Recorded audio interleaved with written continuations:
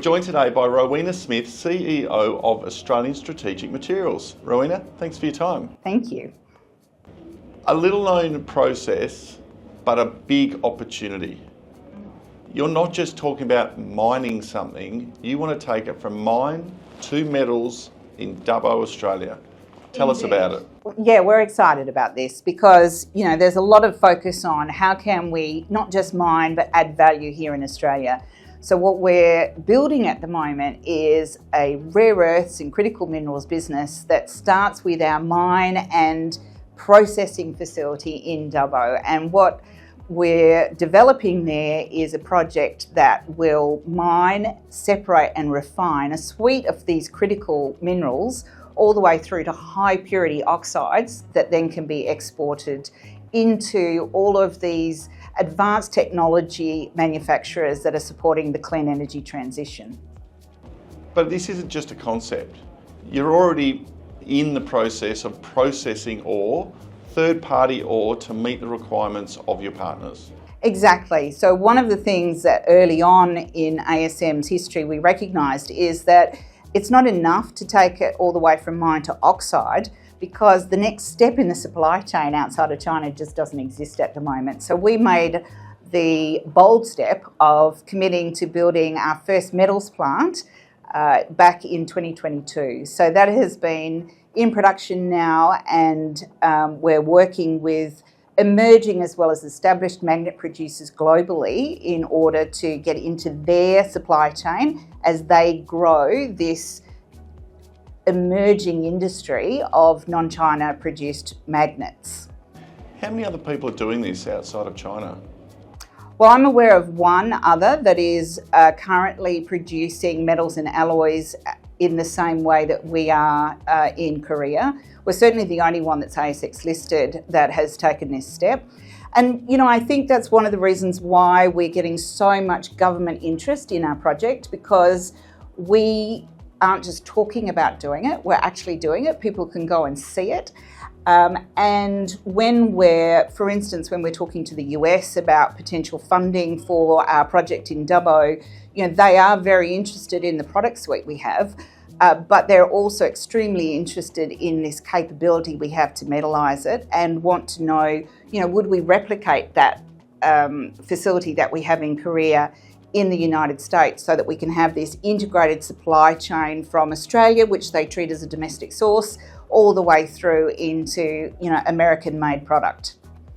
And talking about interest from government, what does interest look like, and how do you crystallise that for your shareholders? So, in the first instance, we've had significant support from the Australian federal government on both with funding, with grant funding. So we're doing some work at the moment, for instance, optimising our flow sheet at Dubbo to see whether or not there's an opportunity for us to do the implementation in two steps. We were always going to do it in one big step, but it is quite capital intensive. If we could identify a smaller first phase with a lower capital hurdle, that would give us a much more rapid pathway to implementation. So the Australian federal government gave us $5 million late last year to complete some of the test work that we have currently underway to prove up that as an option for us. And the Australian government also are giving significant support on ground overseas in attracting other governments and off-takers toward our project. We were one of the first Australian projects to be identified in the Minerals Security Partnership list of critical minerals projects, for example. So that's the first piece of it. But what we've been able to deliver off the back of that support is very strong interest internationally from the export credit agencies. We've got over $1.5 billion of conditional debt funding support now for the project from the US and from Canada, and we've also progressed a number of discussions in other jurisdictions like Korea and some of the European ECAs as well. So we're very confident around the momentum around the debt funding for the project. And then the third piece is, a lot of the policy development that is happening, and this is happening in more than one jurisdiction, but if I just give the US as an example, over the last year, we've seen the US government's Department of Defense extend to Australia the definition of a domestic source, which means that we're entitled to get grant funding directly from the Department of Defence for the build of Dubbo. So we're in discussions with them as well about the potential for that.